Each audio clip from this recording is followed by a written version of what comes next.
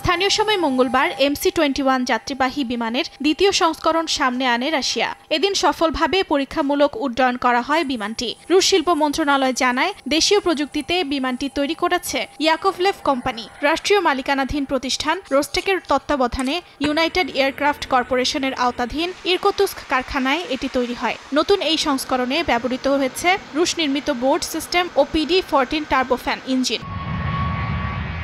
রোস্টেক জানিয়েছে 2026 সালের শেষ নাগাদ প্রথম MC-21 সরবরাহ করা হবে এবং 2030 সালের মধ্যে বছরে 36টি বিমান উৎপাদনের লক্ষ্য নির্ধারণ করা হয়েছে। আগের সংস্করণের বিমানের ওজন বেশি থাকায় জ্বালানি দক্ষতা নিয়ে এয়ারলাইন্সগুলো কিছুটা সতর্ক ছিল। তবে নতুন দেশীয় সংস্করণে এসব সীমাবদ্ধতা কাটিয়ে ওঠার চেষ্টা করা হচ্ছে।